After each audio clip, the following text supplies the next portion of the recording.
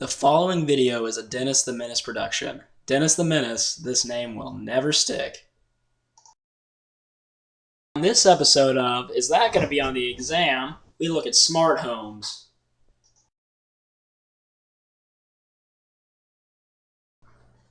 To begin with, we need to look at what is smart home technology. Smart home technology, aka home automation, is becoming more and more popular.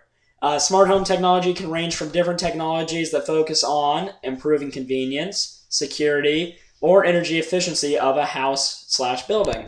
So in the diagram we have over here, you can see it's just a diagram of a house, and then on top of it there's a brain surrounded by many different things, including surveillance, security alarm, lighting control, irrigation, stuff like that.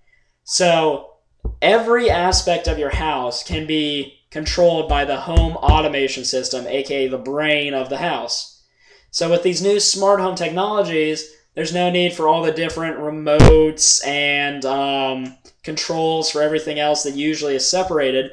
It's just all together, and it doesn't even need to be controlled by you every second of every day. It can be set and programmed to carry out specific functions at specific times. So this is really helpful to many people, and it makes taking care of one's home a lot easier.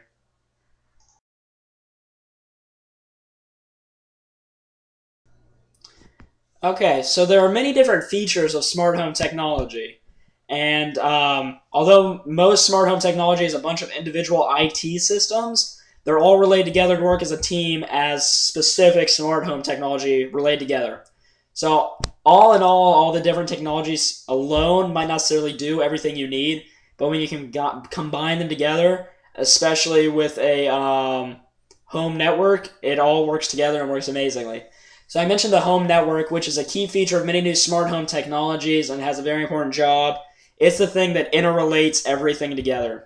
So in the diagrams, the Zigbee gateway related through the internet to your tablet, where you're able to control everything, and the Zigbee gateway then relates back to all the different things. So that gateway acts as the home network, which is Wi-Fi connectable and allows you to control it from all your Wi-Fi devices, phones, tablets, laptops, etc.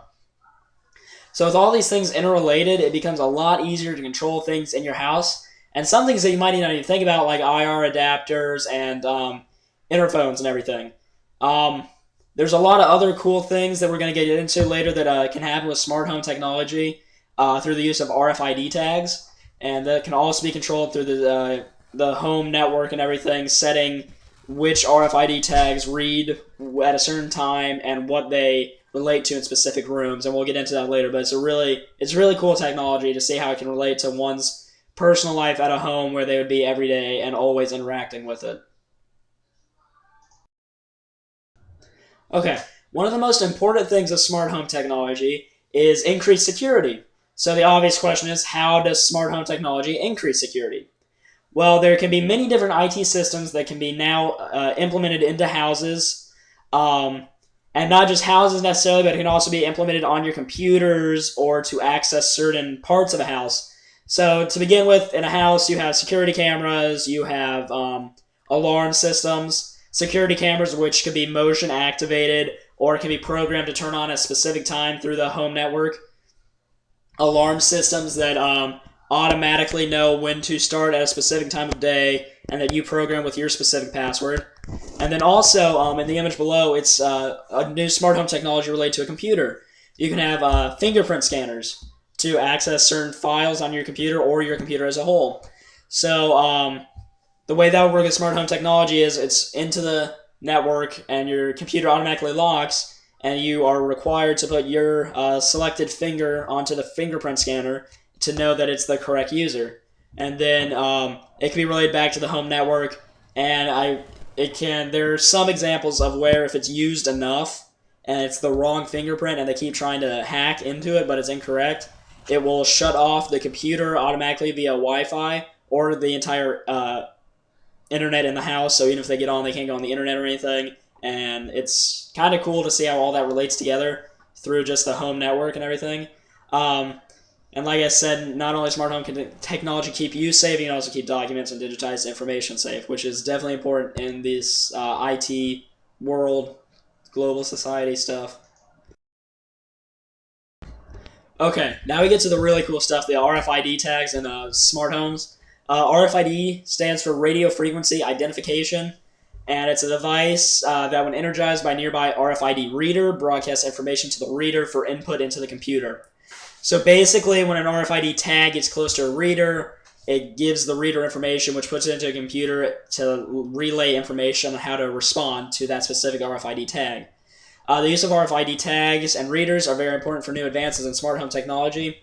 Some really cool advances have been made in this technology, where if you have an RFID tag on your keys or even on your body, certain clothes, when you walk into a room, the smart home technology through the home network will know what temperature you like it in that room, will know what kind of music you want to listen to while in that room, and will also even be able to change specific types of artwork on a wall. So if you have digitized art playing on a giant monitor in rooms with your specific RFID tag, this home network will be able to know which artwork to display that you like personally based on your preset settings. So it's really amazing to see that can happen just based on you walking into a room. It changes to automatically what you want. So that's really cool to see in new technologies. Okay, so this is kind of just summarizing what I just said in the last slide.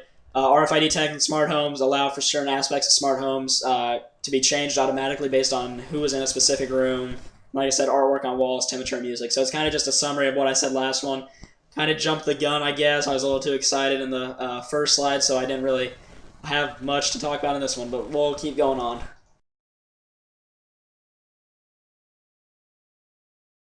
All right, and finally we have the benefits of smart homes. Throughout this entire thing, I guess I kind of talked about the benefits of smart homes. First of all, there's convenience. No longer having to fumble with 100 different remotes and everything, trying to figure out what goes to the TV or the radio or anything like that. It's all centralized and intertwined together to work together. Comfort, don't have to get up as much. All you have to do is have an internet-capable device right next to you. You don't have to get up to turn on a fan, to change lighting, change sound or anything. It's just right at your fingertips. It's also environmentally friendly. No more need to make a lot of different things, such for the artwork example. You don't need to make 100 different computerized monitors for different artworks and everything. And it saves on energy efficiency, of course, so that cuts back on the use of fossil fuels, which is very important. And then, as the picture describes, financial, by saving you energy, it also saves you money. And although it will probably cost a little bit more to make your home a smart home, in the long run it'll pay for itself based on the money it saves you, so it becomes very beneficial to have that. And these are the sources I used to gather information for this PowerPoint. Thank you very much for watching another Dennis the Menace production video. Dennis the Menace Productions. I can't believe that name stuck.